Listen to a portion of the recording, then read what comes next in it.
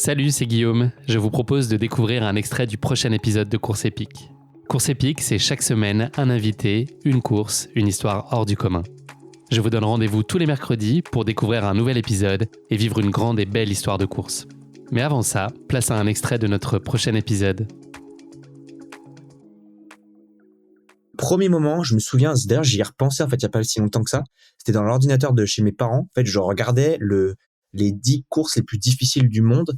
À l'époque, du coup, dans le classement, il y avait la Barclay. Donc là, un peu c'était course et un peu projet. Donc il y avait la Barclay, il y avait la Jungle Marathon, je sais plus quoi. Il y avait le Arctic Yukon Ultra que fait Mathieu à ce moment.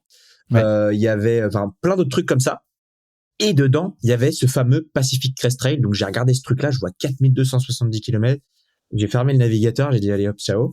Et puis le deuxième, c'était en fait j'ai côtoyé une amie qui était américaine à Paris. Et en fait cette amie-là, elle habitait à côté du Pacific Crest Trail, donc elle m'a dit en fait ouais, j'habite à côté, etc. Et puis c'est vrai que moi ça m'est revenu et je me suis dit putain c'est vrai que ce sentier c'est pas mal. Ça a l'air quand même intéressant. Puis je me suis un peu renseigné et puis je me suis rendu compte au préalable qu'en fait beaucoup de mecs qui avaient fait la Barclay avaient fait ce sentier. Karel Sabé, David Orton. Et donc c'est vrai que là, à partir de là, je me suis dit, ok, bon, peut-être qu'un jour, pourquoi pas, dans 10 ans, dans 15 ans. Et puis voilà, après j'ai été en finance, j'ai fait ma petite vie en école de commerce, etc. Et voilà, je savais pas trop ce que j'allais faire après mes études, un peu comme beaucoup de gens. Et donc en fait, je voulais faire un voyage, mais je savais pas trop encore quoi. Et puis ce documentaire de Karel Sabé est sorti, qui s'appelle The Pacing the Pacific, qui est incroyable. J'ai dû le voir, je pense 40 fois. Et donc il est sorti et je l'ai vu et j'ai dit ok, là c'est bon.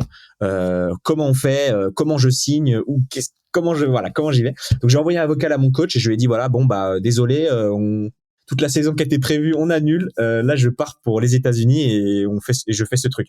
Et je me souviens de son vocal en réponse, il m'a dit bon c'est pas très intelligent mais vas-y si t'as envie. Let's go. C'est le plaisir. Donc voilà, donc c'est un peu comme ça que voilà, j'ai découvert le Pacific Crest Trail.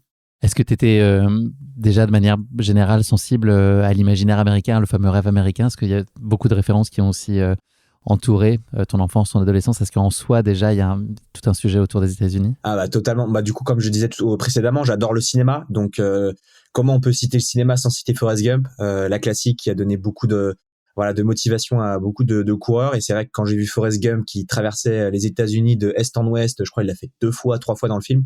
Je me suis dit ok, là déjà j'avais un petit peu un amour pour les États-Unis. Puis après notamment parce que moi je suis un grand fan aussi de western, donc les films avec Clint Eastwood, John Wayne, ça me faisait un peu rêver tout ça, tout le désert, etc. Donc c'est un peu comme ça que j'ai été pris d'amour pour l'Amérique de manière générale. Et c'est vrai que ce P-City m'a vraiment fait encore plus rêver. En fait, je passais mon temps avant de le faire à dormir et à rêver de ce sentier, quoi, à imaginer un peu comment pouvaient être les sentiers, le désert, etc. Donc ouais, non, j'ai vraiment un amour pour l'Amérique. Il y a plusieurs objectifs qui sont sous-jacents à ce projet. Il y a cette perspective de Barclay aussi, te faire un peu le cuir, et puis une référence sur ce terrain-là, vivre une aventure en soi assez dingue. Il y avait une dimension aussi associative. Ce que je trouve intéressant, c'est qu'il y avait aussi, je ne sais pas à quel point tu places tout ça et comment tu hiérarchises ces objectifs, mais cette idée que ça te transforme. C'était ça aussi le projet, c'était que le Antoine de l'arrivée soit pas le même que celui du début. En fait, je m'étais dit, si tu pars pour une aventure, ça doit pas que être une aventure physique, ça doit être aussi une aventure psychologique, aussi des rencontres. Donc en fait, le plus important pour moi, c'était de me laisser porter par le sentier et de pas me mettre de pression avec les kilomètres, etc. Et c'est d'ailleurs, je pense, grâce à ça que j'ai pu effectuer une performance honorable. C'est qu'en fait, j'ai été laissé porter par le sentier. Et quand j'avais des moments de bas et des moments de down, bah, j'écoutais. Et quand j'avais des moments de haut, bah, j'ai écouté. Et quand il y avait des gens qui m'ouvraient leurs portes chez eux, bah, j'ai écouté. Et c'est grâce à ça. Et je pense que c'est uniquement grâce à ça que j'ai pu aller aussi loin. C'est que j'ai été porté par les rencontres. Et on a un très mauvais a priori des États-Unis de manière générale.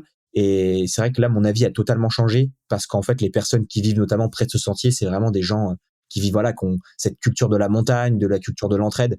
Et donc, voilà, moi, quand j'étais dans le désert et que qui faisait super chaud, t'avais une glacière qui était posée là avec un petit papier écrit drink, tu vois, avec du coca, du Fanta, parce que des gens, ils avaient pris de leur temps pour justement faire ça. Et parfois, t'avais des tables entières avec des goûters, mais c'est vrai que j'ai vraiment adoré ça. Et c'est bon, là on divague un peu parce que je me projette dans le futur, mais c'est vrai qu'avant de venir, c'était vraiment important pour moi de vivre cette aventure-là. Là, tu as ce projet en tête, tu as les chiffres, tu commences à creuser un peu le sujet. À quel moment tu arrives à te dire, OK, bah, ce sera à 80 jours, on peut imaginer qu'il faut que je fasse 53 bornes par jour. Enfin, voilà, comment est-ce que tout ça prend corps? À quel point c'est facile de le mettre à plat avec des certitudes quand tu es à des milliers de kilomètres de là? Enfin, voilà, comment tu peux dessiner ensuite concrètement le projet? En fait, j'ai regardé, je me suis dit, bon, j'ai pas envie de le faire en marchant parce que j'ai pas 6-7 mois à faire. Donc, du coup, j'avais 3 mois, 3 mois, 4 mois à tout péter. Donc, je me suis dit, on va essayer de le faire en courant. Donc, c'était un peu le but.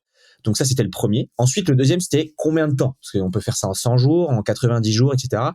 Et j'ai vu qu'il y avait pas mal de gens qui l'avaient fait en 100 jours, donc notamment en marchant. Donc, je me suis dit, un marathon par jour en marchant, c'est loin d'être inaccessible. Donc, je me suis dit, on va essayer de léger un peu le créneau. Je me suis dit, tiens, pourquoi pas, on ira regarder ce qu'ont fait un peu les randonneurs en France. Et je tombe sur un mec qui s'appelle Aurélien, qui l'avait fait en 93 jours. Et donc, ça devait faire 46, 47 km par jour.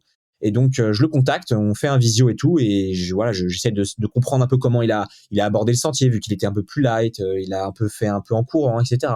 Je me suis dit, bah, écoute, on va faire un truc, je vais le faire en 80 jours, et puis peut-être qu'un jour tu le referas et tu essaieras de faire 70 jours parce que je sais qu'il avait envie de le refaire. Donc il m'a dit, écoute, bah top, tu fais 80 et puis je reviendrai faire 70, quoi. Et donc c'était un peu le premier de me dire, tiens, je vais vraiment être le premier à tout faire en courant et sans pause, sans rien, vraiment en officialisant le truc avec Strava, avec la balise InReach, etc. Donc c'était vraiment important pour moi de faire ça, pour que peut-être inspirer d'autres personnes et puis aussi de me mettre une motivation en plus. Et donc, c'est comme ça que c'est à partir de là que c'est parti de 80 jours et de me dire, tiens, je vais faire 53 km par jour.